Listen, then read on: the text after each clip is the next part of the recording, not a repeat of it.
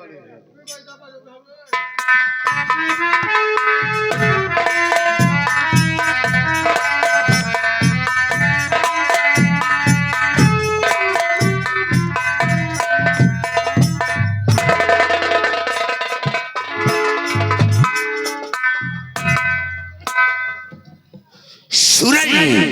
हम इंतजार ही कर रहे थे। ये बताओ तुम्हें कैसा लगा? बाबूजी मुझे बहुत आनंद आया। हाँ बहुत अच्छा लगा। लेकिन बाबूजी आपने कहा था कि जब तुम सार करके आ जाओगे तो मैं तुम्हारी माँ से तुम्हें मिलाऊंगा। मेरी माँ कहाँ है? सूरज माँ से मिलोगे? हाँ बाबू। ठीक है, बिरजू बिरजू जाओ, सूरज की माँ को लेकर यहाँ आओ। जाओ।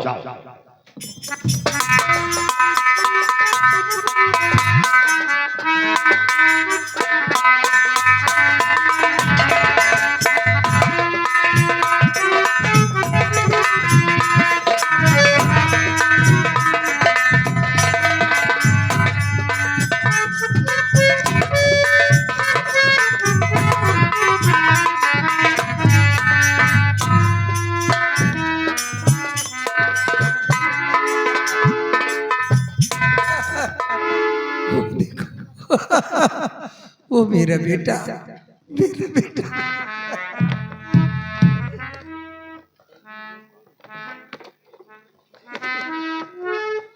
बाबूजी ये कौन है? सूरज ये कोई और नहीं, तुम्हारी जन्मदाता माँ है।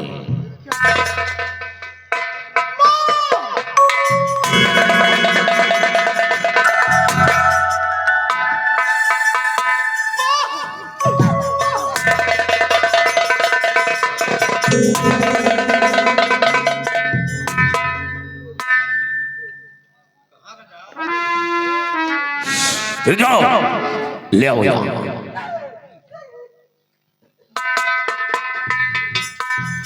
सूरज मुझे जाने दो, मैं अपने बेटे के पास जा रही हूँ। मुझे जाने दो। सूरज पहले मैंने यही कहा था कि अपनी माँ से मिलने के लिए तुझे अपना सीना फौलाद बनाना होगा। तेरे जन्म देने के बाद इनकी याददाश्त खो गई। ये पागल है। ये पागल है। माँ मैं तुम्हारा बेटा।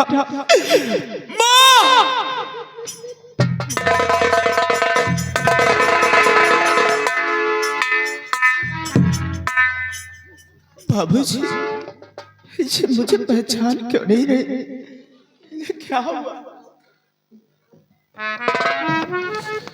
साथियों एक उपाय सोचा है, शायद वो उपाय इनके मर्ज की दवा बन जाए।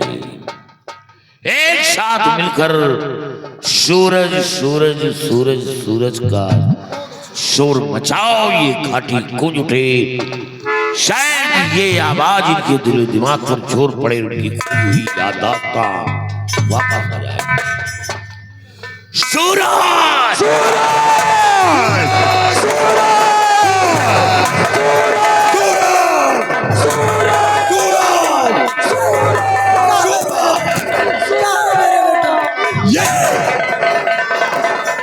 ये आपका बेटा सूरज, ये आपका बेटा।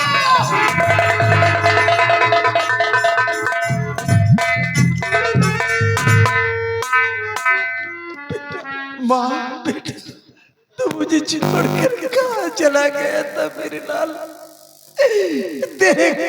तेरी याद में तेरी माँ की क्या हालत हो गई?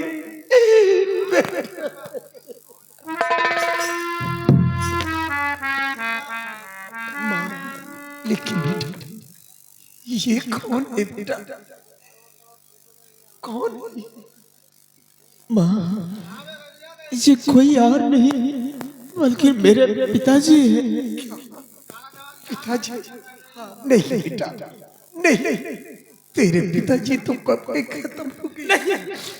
जब तू पैदा नहीं हुआ था, तेरे पैदा होने से पहले वो इस दुनिया को छोड़कर चले। हाँ सूरज, मैं तुम्हारा पिता नहीं हूं। महारानी जी, आप पहचानना चाहती हैं कि मैं कौन? तुम मुझे पहचानते हो? हाँ। कौन हो तुम? पहचानो कि मैं कौन?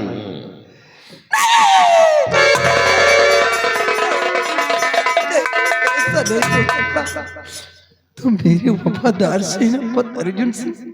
नहीं, या भगवान, ये मैं क्या देख रही हूँ? ये सपना है या की हकीकत? अगर तुम मेरे सेनापति अर्जुन सिंह हो तो तुम्हारी वर्दी कहाँ गई? तुम्हारे जिस्म पे मैं कैसा लिबास देख रही हूँ? बेटा ये सब में क्या? महारानी जी, वो वर्दी तो मेरे जिस्म से बहुत पहले दूर हो गई। लेकिन बेटा क्यों दूर हो गई? कैसे दूर हो? याद होगा जब महाराज की तलाश में हमें बियाबान जंगल भेजा था, और जब जंगल पहुंचा तो महाराज का दम मेरी बाहों में टूटा है, और महाराज को मारने वाला कोई और नहीं, दरबार का मंत्री करम सिंह है। और मरवाने वाली कोई और नहीं, यहाँ की महारानी दमयंती है। महारानी जी जब महाराज की लाश को लेकर आपके पास पहुंचाना चाहा, और जब लेकर चला तो ये मंत्री करम सिंह झाड़ी में छुपा था, और दौड़कर सबसे पहले मेरी रिवॉल्वर अपने कब्जे में ले लिया, मेरे ऊपर निशाना लगा दिया। मैं निहत्था क्या कर सकता?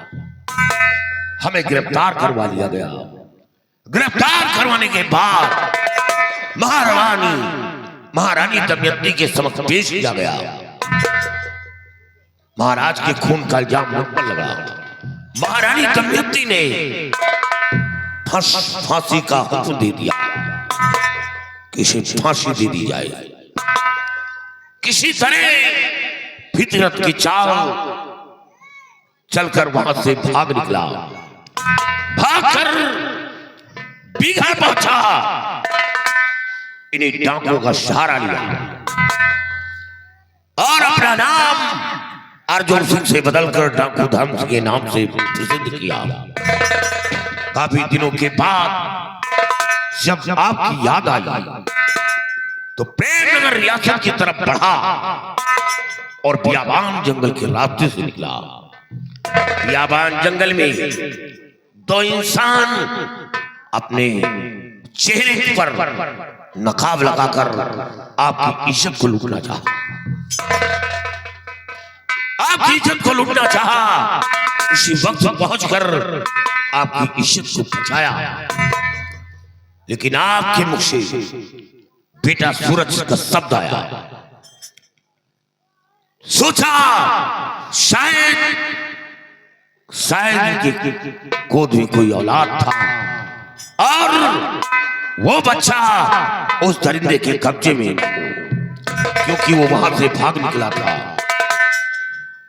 जब उन लोगों का पीछा किया तो यहाँ का बच्चा झाड़ी में पड़ा, रो रहा था, और आपके बच्चे को उठाकर आपकी गोद में डालना चाहा, लेकिन गोद में डालने से पहले आपकी याददाश्त हो गई थी, आप पागल हो गई थी। इसलिए आपकी गोद में ना डालकर मैं इस बच्चे की परवरिश में लग गया और आपके ठीक होने का इंतजार करने लगा। महारानी जी, मैं आपके बच्चे को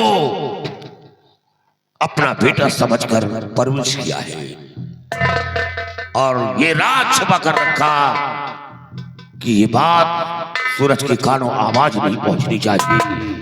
महारानी जी, अब मैं सेनापति नहीं, एक महाराज के खून का इल्जाम मुझ पर लगा है और भागा हुआ मुजरिम हूं। बेटा, आज तुमने जो कुछ करके दिखाया, खास अपना सगा बेटा भी होता तो ऐसा करके नहीं दिखा सकता। एक नौकर होकर तुमने मेरे साथ इतनी बड़ी वफादारी, आज तुमने अपना नमक अदा कर दिया। महारानी जी, लेकिन बेटा, तुम तो जानते हो कि अब मैं वो महारानी नहीं रही। मैं तो गली गली की टुकड़े खाने वाली एक भिखारन हो चुकी हूँ। नहीं, तुम्हें देने के लिए मेरे पास कुछ नहीं। आप भिखारन नहीं हैं, आप महारानी हैं और महारानी रहेंगी। और हाँ, मैं एक दिन उन दरिंदों को मिटाकर मैं उस पर अधिकार आपका होगा। जब तक मेरी तन में जान है और सांस है, मैं पीछा नहीं छोड़ूंगा उन दोनों का। और महारानी जी, दोबारा कभी ये नहीं कहना कि काश सगा बेटा होता तो ऐसा नहीं करके दिखलाता। महारानी जी, जब दाखिला दिया था तो आपने क्या कहा था कि कभी नौकर के हैसियत से नहीं देखा, हमेशा बेटे के जैसा मान सम्मान दिया है।